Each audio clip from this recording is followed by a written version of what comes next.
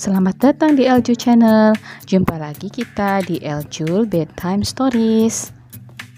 Yuk dukung channel ini dengan cara subscribe dan tekan tanda lonceng, juga share pada teman-teman yang lainnya. Terima kasih. Lanjutan dari novel Kekasihku Kembar karya Eli Yulianti. Bab 9, Keputusan Besar. Lelaki bertelanjang dada itu terengah-engah. Napasnya kian memburu selaras dengan detak jantung yang kian berpacu cepat. Ia terus saja bergerak, seakan-akan tak kenal lelah. Tak peduli meskipun seluruh tubuhnya telah basah oleh keringat. Seperti belum puas, ia menambah lagi kecepatan. Kedua kaki kokoh itu terus berlari mengikuti putaran treadmill yang kencang. Bunyi musik Black Eyed Peas dan Maroon 5 beruntung di ruangan fitness pribadi sebagai pengiring langkahnya. Sesekali bibirnya ikut bersenandung mengikuti irama yang mengentak. Sudah menjadi kebiasaan, hampir setiap hari Banyu berolahraga. Selain untuk mempertahankan kebugaran tubuh, olahraga adalah salah satu cara untuk melepaskan stres akibat beban pekerjaan yang menumpuk. Semakin besar beban dan masalah yang sedang dihadapi, maka ia akan memacu tubuhnya lebih keras lagi seperti saat ini. Permisi, Den, Pak Direktur datang. Beliau menunggu di bawah. Seorang pelayan pria datang menghampiri. Serta-merta Banyu menghentikan aktivitasnya. Ia mendesah lantas meraih botol minum di meja. Dibiarkannya sebagian air melewati sudut bibir, jatuh membasahi leher yang jenjang.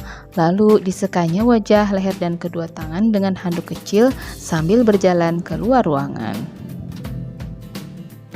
Dengan cepat tangannya menyambar kaos putih di lemari. Setelah menuruni tangga melingkar, sampailah di ruang tamu yang cukup luas. Seorang lelaki dengan rambut hampir semuanya memutih tampak berdiri di depan akuarium besar. Ia tengah memperhatikan gerak gemulai seekor ikan Osteoglossum bicorosum. Gak usah, Popo cuma mampir sebentar, barusan habis meeting sama dewan komisaris di kantor. Oh, oke. Pemuda itu segera menghampiri dan mencium tangan lelaki tua di hadapannya dengan takzim. Selanjutnya mereka duduk di sofa hitam berbahan kulit yang mengkilat. Gimana? Sudah kamu pikirkan apa yang kemarin Popo tawarkan? Ah ya, soal itu. Gimana ya? Pemuda itu menggaruk-garuk kepalanya padahal tidak gatal. Popo sudah kasih kamu kesempatan buat cari sendiri calon istri. 5 tahun loh, tapi kamu masih saja menganggap gak penting. Bukan gitu, Popo. Banyu belum ketemu sama yang pas. Lah, gimana mau ketemu yang pas? Kamunya kayak gitu, dikenalin sama anaknya direktur keuangan, malah dicuekin. Ya mesti gimana lagi, Po? Dia udah punya pacar. Banyu tidak bisa menahan tawa. Berteman, masa nggak boleh? Siapa tahu dia punya kawan perempuan, terus dikenalin ke kamu. Sekarang umurmu sudah 30. Popo cuma khawatir, udah waktunya ada orang yang ngurus kamu dengan baik. Banyu ngerti, Po. Bukan maksud Banyu menentang Popo, tapi belum ada yang serak di hati. Ya sudah, berarti kamu manut aja sama pilihan Popo ya. Popo, Banyu ingin membantah tetapi kehabisan alasan. Sang kakek meraih cangkir berisi wedang jahe yang disajikan pelayan. Diseruputnya perlahan dengan nikmat. Sejenak ia merasakan kehangatan di kerongkongan. Kamu lihatlah fotonya dulu. Kalau nggak cocok, ya sudah, Popo cari lagi yang lain. Dek Suryo, ayah gadis itu teman bisnis Popo, salah satu pemegang saham di perusahaan. Sang kakek mengirim data si gadis dan keluarganya lewat email di ponsel. Banyu mengambil ponsel dan membuka emailnya. Lelaki bermata agak sipit itu sedikit ragu saat melihat gambar yang dikirim Popo. Dipandanginya sosok gadis berambut hitam panjang dan anggun di sana. Banyu cukup lama memandangnya. Well, not bad. Sang kakek terkekeh. Eko cucunya masih saja kentara, persis seperti dirinya di masa muda dulu, tidak cukup pintar untuk menyembunyikan rasa kagum tetapi gengsinya tinggi. Baiklah, Popo kasih kesempatan padamu sekali lagi, cuma 1 bulan saja. Jika tidak berhasil membawakan calon mantu pilihanmu sendiri, maka kamu harus manut sama Popo. Sebuah ultimatum yang tidak bisa dibantah. Lagi pula Banyu merasa tidak ada salahnya membuat senang sang kakek. Setidaknya ia masih punya waktu meskipun sedikit untuk berpikir. Oke dah, deal. Hari demi hari berlalu, Banyu semakin sibuk di kantor. Ketika tiba hari terakhir dari ultimatum sang kakek, Banyu hanya bisa pasrah. Akhirnya, ia setuju dengan perjodohan yang diatur kakeknya. Suatu hari, selepas jam kantor, Banyu mampir ke rumah Kinan, rekan sekaligus sahabat dekatnya. Seperti biasa, mereka duduk dan ngobrol di beranda belakang yang berhadapan dengan kolam renang. Kedua orang tua Kinan tinggal di luar kota. Lelaki berkulit coklat itu hidup di ibu kota bersama adik sematawayang. Gila lu, beneran mau kawin, men? Kinan, sahabat Banyu sejak kecil, sangat terkejut melihat surat undangan bertuliskan nama sahabatnya itu. Ya, it's true. Gue gak punya pilihan lain. Lu sadar gak, men? Dijodohkan. Hari gini gitu loh. Ya, gue nyerah. Cuma dikasih waktu 1 bulan. Mana bisa? Belum tentu juga pilihan gue nanti cocok sama Popo. Jadi gue pikir, ya udahlah. Terus, lu udah ketemu sama ceweknya? Cecap Kinan. Yap, twice. My gosh, gila lu, men. Nekat. Biarin nekat, tapi masih mendingan gue.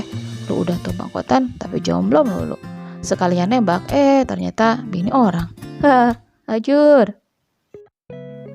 Sialan lu, kepalan tangan Kinan gagal mendarat di bahu sahabatnya ketika suara riang dan melengking keluar dari bibir gadis cantik yang datang tiba-tiba. Hai, Bang Banyu kemana aja? Kok baru muncul? Udah lupa ya sama gue? Sebel deh, tanya si gadis beruntun. Gadis bercelana pendek itu dengan lincah menghampiri Banyu. Tanpa sungkan, ia memeluk lalu menggenggam tangan lelaki itu erat. Banyu tersenyum melihat kelakuan adik sahabatnya itu. Tingkahnya masih saja seperti dulu, selalu manja dan kerap mencari perhatiannya. Meskipun begitu, ia hanya menganggap gadis itu tak lebih dari seorang adik. Kamu tuh udah dewasa, tapi kelakuan masih saja sama, San. Kolokan dan manja. Banyu sekilas mengacak rambut Shannon. Sok tahu lu bang. Gue kayak gini cuma di depan abang aja. Harap maklum, punya abang kandung gak pernah pengertian sama adiknya. Ngajak berantem lu. Gak percaya banget sama gue. Apaan lu ngomongin gue? Kinan yang melipir ke dapur sedari tadi tiba-tiba muncul. Ia menyerahkan kaleng sop piring dingin pada sahabat juga adiknya. GR lu bang, Shannon mencubik. Banyu terkekeh melihat tingkah kakak adik itu. Terus kegiatanmu apa aja sekarang? Tanyanya pada Shannon. Biasalah bang, modeling, syuting, sing, dan bikin sensasi kan? Potong Kinan cepat. Kulit kacang pun sukses mendarat di jidat sang kakak. Semua itu cuma gosip, biasalah rekayasa manajemen. Jangan percaya deh bang, publik mana tahu aslinya gue kayak gimana? Ucap Shannon sambil melempar pandangan ke arah bintang di atas sana. Makanya, lu mendingan mikirin masa depan, kayak Banyu sekarang. Nih, buat lu non, jangan sawan ya. Abang tercinta lu itu bentar lagi mau merit. Terang Kinan sambil melempar surat undangan ke arah Shannon. What? Serius lu bang? Banyu tersenyum dan mengangguk. Gadis beda usia 6 tahun dari kakaknya itu terlonjak dari tempat duduk ketika membuka kartu persegi berwarna light blue. No, tell me this is prank, right? Katanya lagi sambil menatap undangan di tangan. Nope, jawab Banyu tenang. Oh my, Shannon menutup mulutnya. Matanya berkaca-kaca, ia tidak bisa menyembunyikan rasa sedih. Sekian lama gadis lincah itu menyimpan rasa pada sahabat sang kakak. Akan tetapi selalu ditanggapi dengan candaan oleh Banyu. Berkali-kali lelaki itu mengatakan bahwa ia hanya menganggapnya seorang adik. Shannon tidak menyangka sang pujaan hati akhirnya akan menikah dengan seseorang yang bahkan tidak mereka kenal. Hening selama beberapa detik, semua tenggelam dalam pikiran masing-masing. Tiba-tiba Shannon memakik. Come on, we must celebrate it. Let's make a party, will ya? Mata bola Shannon berubah cerah memandang kedua abangnya. Aku sih yes, gak tahu kalau Mas Unang, jawab Kinan kocak. Banyu hanya membalas Kinan dengan senyuman lebar. Padahal jauh di dalam hatinya masih tersisa resah dan ragu yang mengganggu. Sepanjang perjalanan pulang dari rumah Kinan, pikiran Banyu berkecamuk. Ia putuskan menepi di sisi jembatan layang yang sepi. Selain kerlip bintang-bintang di angkasa, lampu-lampu sorot gedung bertingkat yang bersinar di antara gelap malam di bawah sana menyajikan pemandangan apik. Hatinya sedikit terhibur memandangnya. Apakah benar-benar ini saatnya? Inikah akhir dari pencarianku selama ini? Banyu mengingat kembali kisah di masa lalu. Saat itu ia menangis tergugu di depan dua makam ayah dan ibunya yang masih basah. Seorang gadis kecil berambut pendek menghampirinya lalu memberinya mainan sambil berkata, "Ini buat kakak, jangan sedih lagi ya." Ia memandangi mata bening dan bundar itu sejenak sebelum sang gadis memutar tubuh dan berlari saat dipanggil oleh ibunya. Banyu mengusap matanya, masa lalu yang tidak akan terlupakan.